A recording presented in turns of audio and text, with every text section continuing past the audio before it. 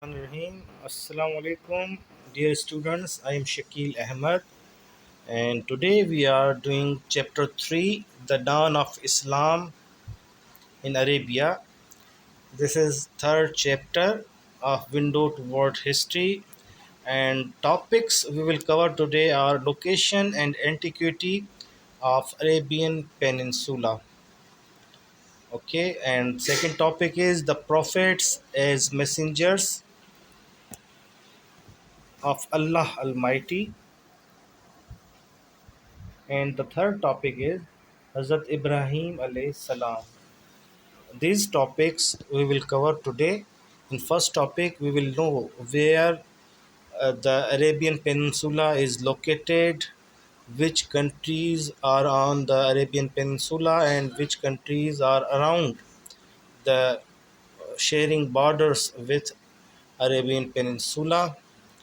And then we will discuss what is the role of prophets, why they were sent to human being, and the third topic we will discuss Hazrat Ibrahim alayhi salam and his tradition which he set and which are being followed today even at Hajj. So we will discuss Hazrat Ibrahim alayhi salam.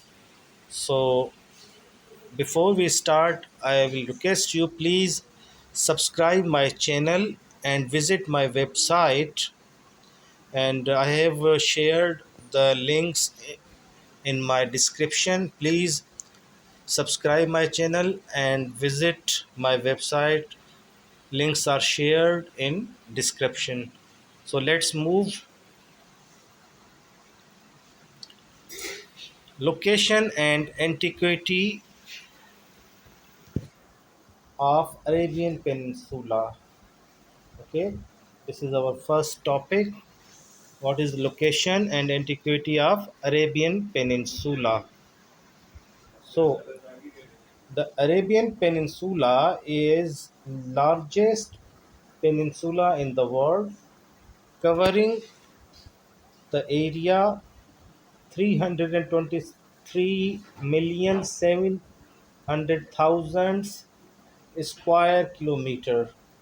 This is the area of Arabian Peninsula, 323,700,000 square kilometers, and this area is the largest peninsula. This is the largest peninsula. First of all, we must know what is peninsula. What is peninsula? This word is repeating three times. And peninsula, basically, you know what is island? A land covering four sides of water. If a piece of land which is covered by water four sides is called island. And peninsula is a land which is covered by three sides. You can see in the map, this side this is water, this side this is water, and this side all is water. So all these sides is water. So that's why this area this area is called Arabian Peninsula. Okay, this is peninsula, and this peninsula is the largest peninsula in the world, and its area is about 323 million 700,000 square kilometer. And this is the point number one. I think you understand now what is peninsula. A peninsula, a land which is covering three sides of water, is called a peninsula, and Arabian Peninsula is the largest peninsula, and its area is 323 million and 700,000 square kilometer. Okay, now moving to the next point, and next point is it lies at the heart of Middle East. Okay, It lies at the heart of Middle East, and the countries which are in this area are Yemen, Oman, Qatar, Bahrain, Kuwait, and Saudi Arabia, and United Arab Emirates. All these areas are on the Arabian Peninsula. So it lies at the heart of Middle East. At the heart of Middle East. And the country which are on the Arabian Peninsula are Yemen, Oman, Qatar, Bahrain, Kuwait, Saudi Arabia, the United Arab Emirates, and are the countries which are on this Arabian Peninsula. I hope this point is also clear. And now the third point. The third point is it is bordered Jordan, Iraq, Kuwait, Jordan, Iraq, Kuwait to the north. These countries are to the north of Arabian Peninsula, a Red Sea to the west, and Gulf of Aden. Sorry, this Y is not here. This is Aden. Gulf of Aden is to the south, and Persian Gulf is in the east. So these areas are bordered with Arabian Peninsula. Which areas? Jordan, Iraq, Kuwait, these three, Jordan, Iraq, and Kuwait, these are in the north of Arabian Peninsula, and Red Sea to the west of Arabian Peninsula, Gulf of Aden to the south, and the Persian Gulf to the east of Arabian Peninsula. So these are the points from this slide.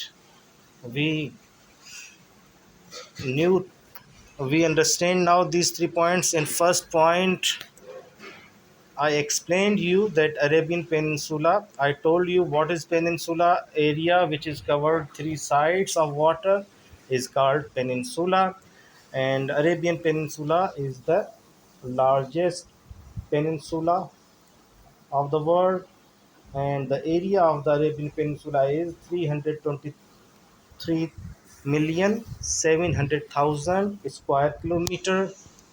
This is the first point. And second point, we learned that it lies at the heart of Middle East region. Okay, and Yemen, Oman, Qatar, Bahrain, Kuwait, Saudi Arabia, and the United Arab Emirates are situated on this peninsula. These countries, Yemen, Oman, Qatar, Bahrain, Kuwait, Saudi Arabia, and United Arab Emirates, these seven countries are situated on this Arabian Peninsula, and it bordered with Jordan, Iraq, and Kuwait to the north, Red Sea to the west, Gulf of Aden to the south, and the Persian Gulf to the east. I hope this slide is clear now. If you have any doubt, any query, you can comment. You can contact with me. I will respond you. Now let's move to the next slide and see our next topic, which is the prophets as messengers of Allah Almighty. Number one point of this slide, if you see that Allah Almighty created human being with a purpose. Every human being was created with a purpose.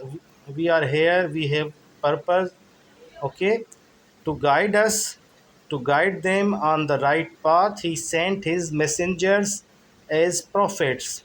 Allah Almighty created human being and sent messengers as prophets as a guider to guide us on the right path. So the creator Allah subhanahu wa ta'ala created us and sent prophets as messengers to guide us on the right path. Okay, for this right path they were sent. What is the, if you see what is the task of prophets, the task to guide us on the right path. Okay, now move to the next point, which is Allah Almighty. Allah Almighty's prophets were extremely human, exemplary human beings. They are exemplary human beings. They are examples for humans. They lived their life, and their life is example for human beings, for us. Okay, and if you see third point, they were given task. What was the task of prophets? They were given task to convey message of Allah Almighty. They were given task to convey the message of Allah Almighty to the people, so that people might do well in the world, in this world, and hereafter, the world after this world. So their task, the task of the prophets was given that they should convey, they conveyed the message of Allah, that Allah is one, there is no God except Allah, Allah is the only one, and people, we might do well in this world and after this world. Okay, now here we learned in third point that what is the task of prophets.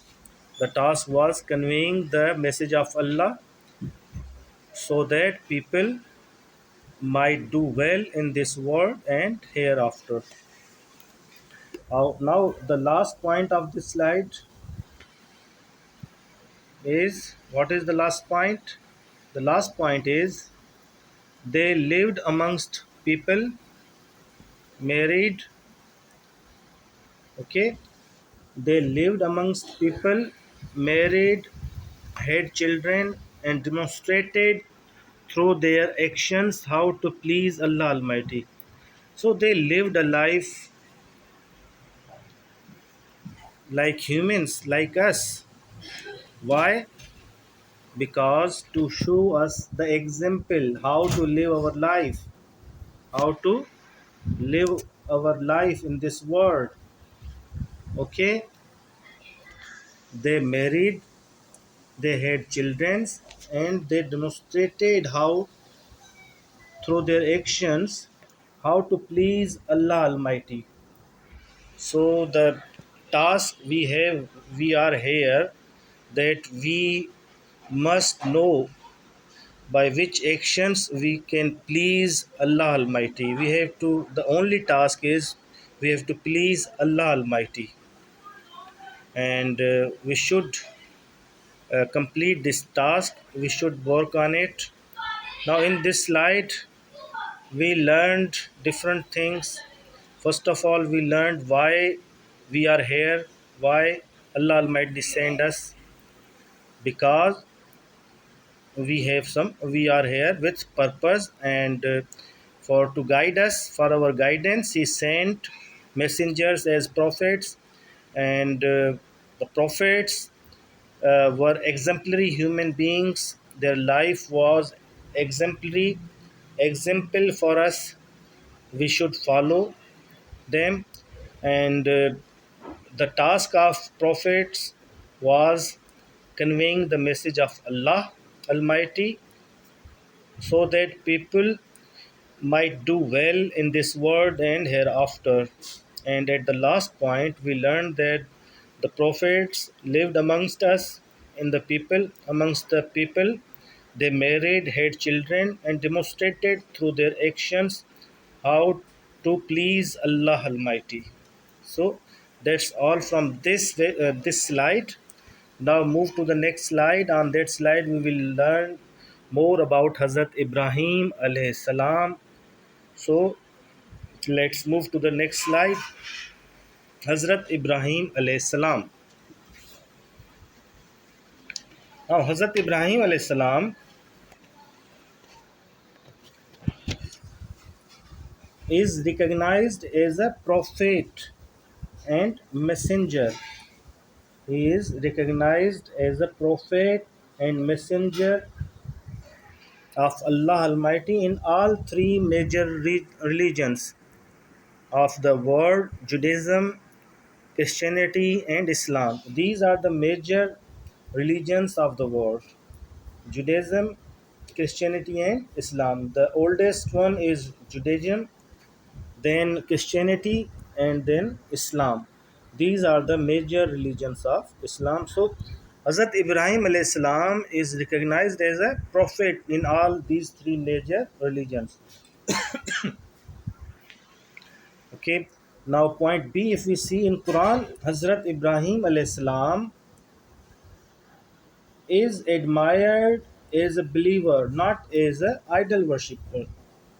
So in Quran tells us that Hazrat Ibrahim alayhi salam was a believer, not a idol worshipper. He believed in oneness of Allah Almighty.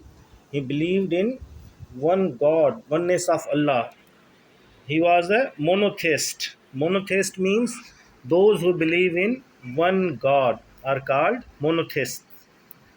Okay, he believed in Allah Almighty, not a idol worshipper. He was not a idol worshipper. Though his father Azar was a sculptor, famous renowned sculptor, his father Hazrat Ibrahim alayhi salam's father Azar was a known sculptor. He was making idols from stone and wood. He was born in Azar.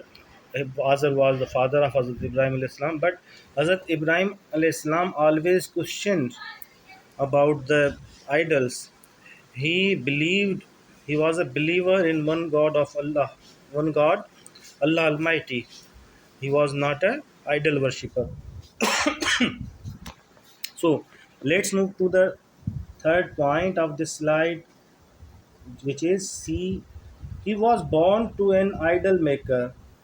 He preached the oneness of Allah Almighty and was bestowed the title of Khalilullah, meaning the friend of Allah.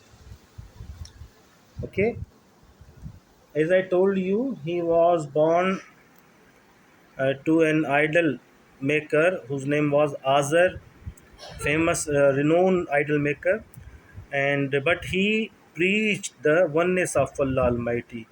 Hazrat Ibrahim Islam preached that Allah Almighty is one, and he was bestowed the title of Khalilullah, which means the friend of Allah Almighty. Okay, this is the title of Hazrat Ibrahim alayhi salam, Khalilullah, which means the friend of Allah Almighty. I hope this point is also clear. Now let's move to the fourth point of this slide, and fourth point is Hazrat Ibrahim alayhi salam was thrown into the burning fire and by King Namrud, denouncing idol worship and damaging idol, but the fire could cool down by the command of Allah Almighty. Hazrat Ibrahim alayhi salam was always asking question and telling that these idols are not your gods. They are not even doing anything. He was always questioning and asking them to believe in one Allah Almighty. So when he knew that Hazrat Ibrahim alayhi salam knew that on a occasion all the town folks will go on a huge feast, he actually went to the temple and demolished all the idols except the larger one, the biggest uh, idol. He did not broke that biggest idol, but all the idols he broke there. When the town folks returned from the feast, they saw and they were horrified that all their idols are ruined. All their idols were demolished. They believe that they had doubt that Hazrat Ibrahim alayhis salam did this, and they blamed on him that he did. You have demolished these idols, and but he said, Hazrat Ibrahim alayhis salam said, these idols are demolished by this huge idol. You can see X on his shoulder, but all the town folks were not believing him. They had not any answer of this question. They bade him that he should be punished, he should be burned in the fire. So by the order of Nimrud, who was the king of Babylon, and this was happening in the Babylon period. Nimrud or, ordered him to burn. Okay, then they dug a pit, a huge pit, put their wood, and a big fire was there. That fire no one has seen before, a huge fire. So they thrown Hazrat Ibrahim alayhis salam by chained his legs and hands together, his feet and hands together. They chained him and thrown by uh, uh, thrown by something to fire, and he was thrown into fire. By the command of Allah Almighty, the fire cooled down. Hazrat Jibril alayhi salam went to Hazrat Ibrahim alayhi salam, asked him that he would like anything. He said that Allah is for me, and then with the by the command of Allah, that fire cooled down on him, and this was the famous event of Hazrat Ibrahim alayhi salam. So he was thrown into a burning fire by King Nimrud because of denouncing idol worship. He was saying that don't do idol worship, stopping people from idol worship and damaging idols, and he was given blame that he demolished idols in the temple. But fire was cooled down. I hope all the points are clear like crystal. If you have any doubt, you can ask me question in comments. Okay, I am going to repeat again these point. In a point, I have told you that Hazrat Ibrahim alayhis salam is recognized as a prophet and messenger uh, in all the three major religions: Judaism, Christianity, and Islam. He is as a messenger of prophet and messenger of Allah Almighty. All the three major religions believe in it. And Quran tells us that Ibrahim alayhis salam was a believer. He was believing in one Allah, not a idol worshipper. If in C point we learn that he was born uh, to a idol maker whose name was Azar, and he preached the oneness of Allah Almighty and was bestowed the title of Khalilullah, the friend of Allah Almighty. On number fourth point, we learn that he was thrown to the burning fire by King Nimrud. Why? Because denouncing the idol worship, he refused. He was stopping people from idol worship, and he demolished the idols. So he was thrown into fire, but by the command of Allah Almighty, the fire cooled down, Okay, that's all from this slide. Now move to the next slide.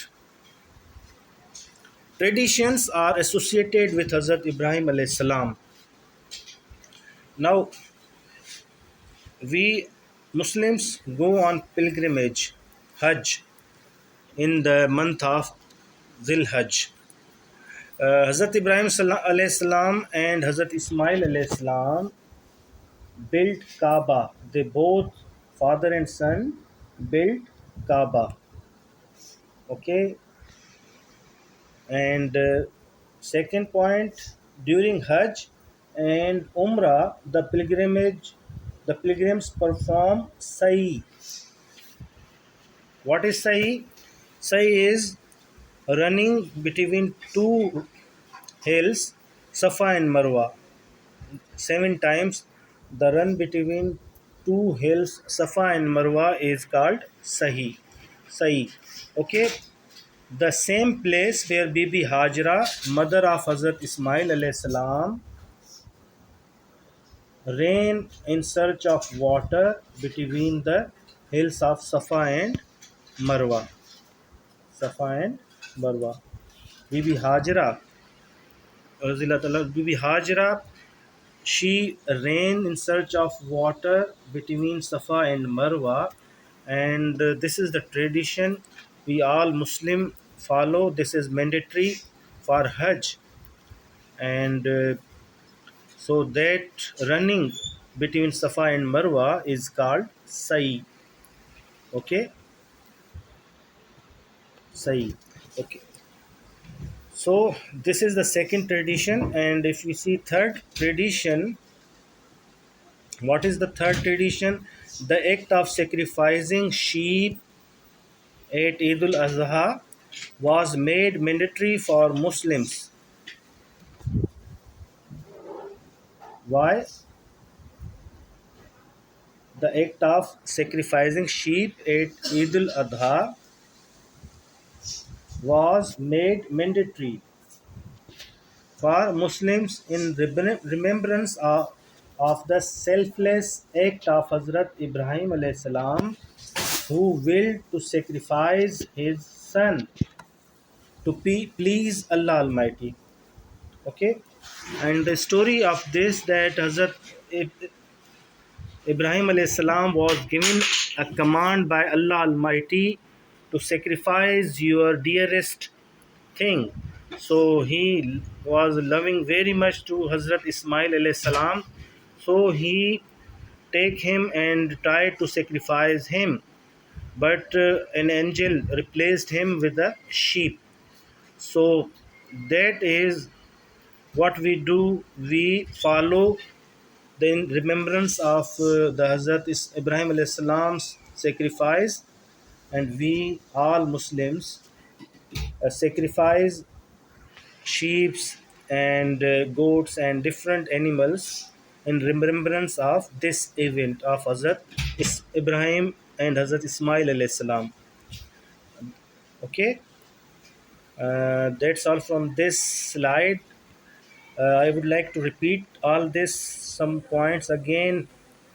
In A point, we learned that Hazrat Ibrahim alayhi salam and Hazrat Ismail alayhi salam built Kaaba. Okay, they built Kaaba. And in second point, we learned that during Hajj or Umrah, the pilgrims perform Sa'i. And what is Sa'i? Sa'i is the run between two hills, Safa and Marwa, 7 times. This is mandatory for Hajj or Umrah. We have to do Sa'i, run between Safa and Marwa. In third point, we learned here that on Eid al-Azha, we sacrifice sheep and different animals in remembrance of Hazrat Ibrahim alayhi salam, who willed to sacrifice his son to please Allah Almighty. So we sacrifice different animals in remembrance of that event of Hazrat Ibrahim alayhi salam and Hazrat Ismail alayhi salam. Now that's all from today, but I have put on question and answer on my website. You can see your question and answer on my website. Must visit my website and please subscribe my channel. From now, that's all from my side. Allah Hafiz.